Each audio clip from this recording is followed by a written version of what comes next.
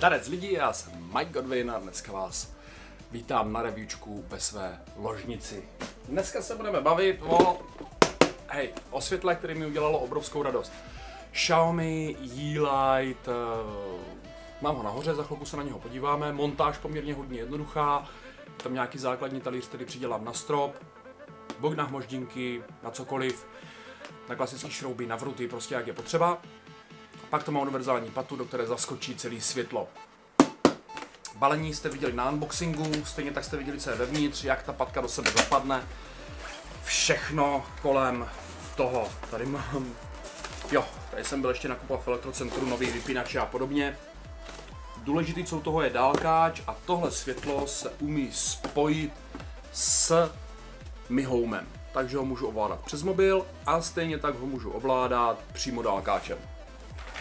Krabici odložíme, ta není až tak potřeba. Hele, co mě na tom světlu strašně baví je první věc, intenzita, denního osvětlení. Nejmenší intenzita denního osvětlení, největší intenzita denního osvětlení. Další, co se mně hrozně líbí, můžu si přehazovat mezi teplým a studeným světlem. Teď mám teplý světlo, teď mám studený světlo. Studený světlo je pecka na ráno, na probuzení. Obsahuje modrý spektrum, což znamená nabudí nás to, probudí nás to. Když mám večer, přehodím si na teplé světlo. Teď úplně, toto je večerní teplé světlo, mám tam několik levelů, jo, ne že jenom teplý, studený. Toto je úplně nejstudenější, to je fakt modrá, prostě, hele, tohle je úsvit, ráno se budím, vstávám, spokojený. Večer chci usínat při něčem takovýmhle. Takže to je jedna věc. Vybírám si teplotu světla. Večer si nikdy nesvíťte studeným světlem, který má modrý spektrum, protože se vám bude blbě usínat. To je strašně jednoduchý. Tělo vidí modrý spektrum, tělo vnímá, že je de facto ráno a ruší distribuci spánkového hormonu. Bum. Takže na večer něco takového, stimuluje mi to západ slunce, stimuluje mi to, že chci jít spát. Nejnižší intenzita, v pohodě, strašně příjemný, žádný problém. Pokud chci ještě ubrat, tak si přehodím z denního na noční režim. Bum. Nejsilnější osvětlení nočního režimu, nejslabší osvětlení nočního režimu. Ukážeme si to ještě přímo v záběru na to světlo. Ono furt svítí, ale svítí tak slabě, že vydá světlo asi jako jedna žárovka. Takže co tohle světlo umí? Má nějaký 240 LED diod, který umí rozpětí nějaký 2500 Kelvinů až 6500 Kelvinů. Můžu si mezi tím plynule přepínat. Další věc, můžu si plynule regulovat od nějakých, myslím, 50 lumenů až do nějakých 2000 lumenů, což je teďka paráda. Je to příjemný, je to denní světlo, když chci zabrat, večer, pohoda, jdu spát, mám jemně osvětlený pokoj. Navíc tohle světlo jde spojit se Xiaomi náramkem, což znamená, jakmile náramek zaznamená, že spím, světlo se zhasne. Jde načasovat, jde vypnout, jde zapnout, prostě cokoliv můžu s dálkáčem. Stejně tak, když to spojím s Mi Home aplikací, úplně stejně si všechno můžu štelovat, na to se za chvilečku podíváme. Co já bych tomu ještě řekl, umí si zapamatovat, jde nastavit v aplikaci, když budu zapínat, vypínat vypínačem, v jaké intenzitě světla a v jaké teplotě se to světlo automaticky zapne. Další věc, jde zprovoznit se Xiaomi senzorem. K tomuhle už ovšem potřebuju HomeGate a můžu si na to nastavit různé podmínky. To znamená, vejdu do místnosti, instantně se rožne. Odejdu z místnosti, když čidlo nevnímá třeba minutu, 2, 3, 5, podle toho, jak si to nastavím. Když nevnímá pohyb, automaticky mi světlo zhasne. Takže napůl nemusím používat vypínač. Vypínač teďka používám aktuálně jenom, když prostě odcházím úplně pryč z bytu. Co k tomu dodat? Ještě jedna věc. Propojení s Mi Home. Jakmile přidělám světlo, začne se mi automaticky hlásit na Mi Home. Jakmile ho natvrdo odpojím, smažu ho z Mi Homeu, můžu ho přihlásit na jakýkoliv jiný další účet. Teď dálkáč, důležité, spárování dálkáče. Fyzicky vypnu světlo vypínačem.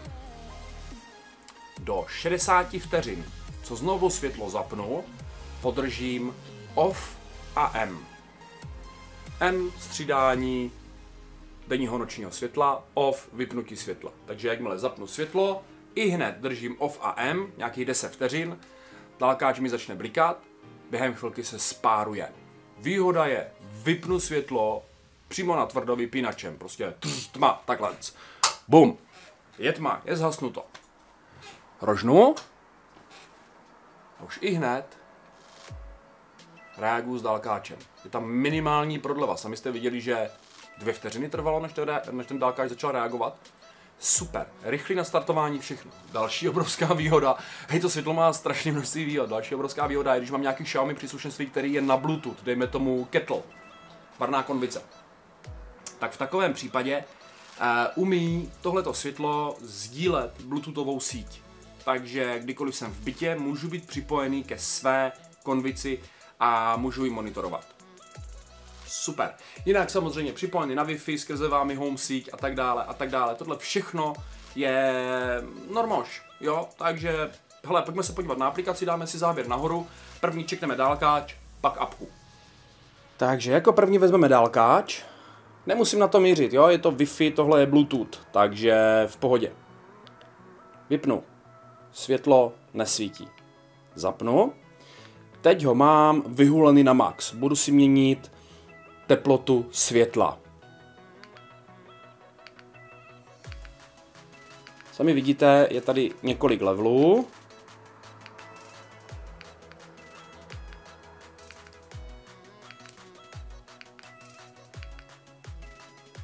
Paráda. Další, co můžu, měnit intenzitu světla. Minus, uberu. Minimální denní světlo. Plus, přidám hax na max. Nebo můžu přehodit mezi denním a nočním osvětlením. Noční. Nejsilnější noční osvětlení. Bum. Nejslabší noční osvětlení. Vypnu, abyste viděli rozdíl. Jo? Takže i při tom nejslabším stále svítí. Vidíte, jak mi bliká ledka, kdykoliv dávám nějaký komand. Denní světlo. Max. Minimum. Jakmile přehodím na noční světlo, nejsem schopen dávat studené světlo s modrým spektrem. Na noc prostě ne.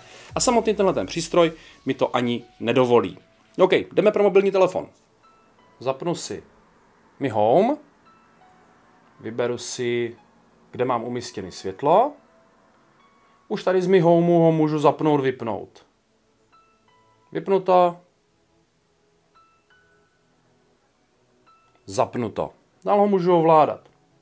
Když přímo vidím, jaký mám vybraný světlo, pojezdem doleva doprava si vyberu teplotu světla.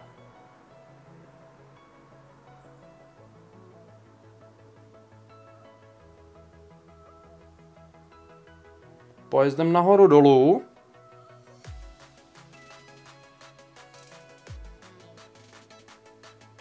si vyberu intenzitu osvětlení. OK.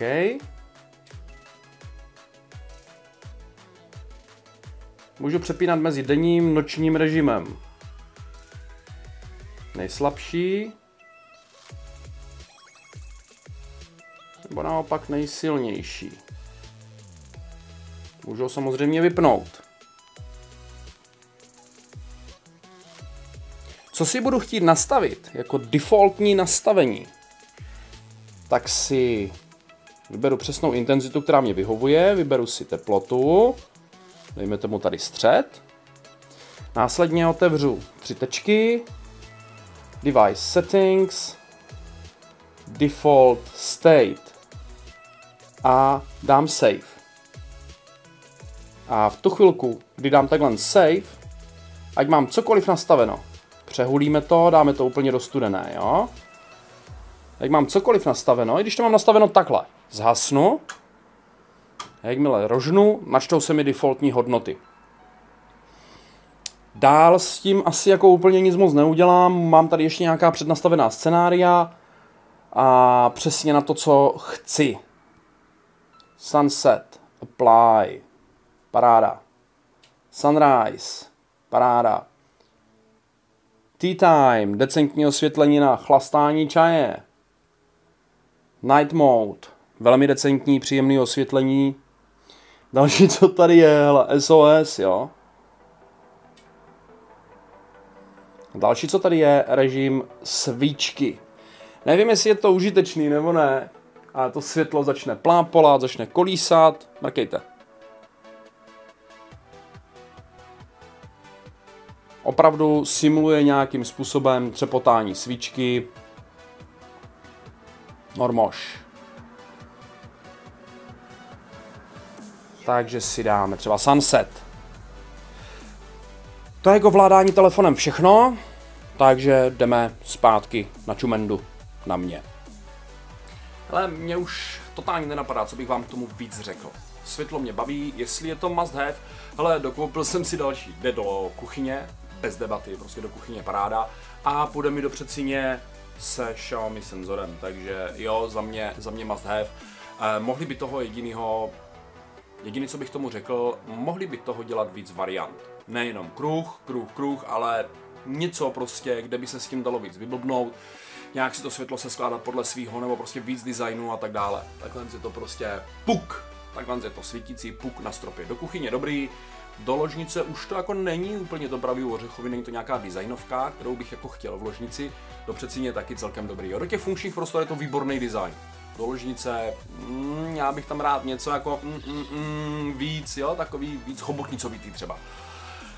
Tak jo lidi, díky za koukání, užijte si pěkný ráno, pěkný poledne, pěkný večer. Podle toho, kdy na mě koukáte, kdy koukáte na tohle video, pokud se vám video líbilo, odebírat, lajkovat, sdílet, uděláte mi tím velikánskou radost.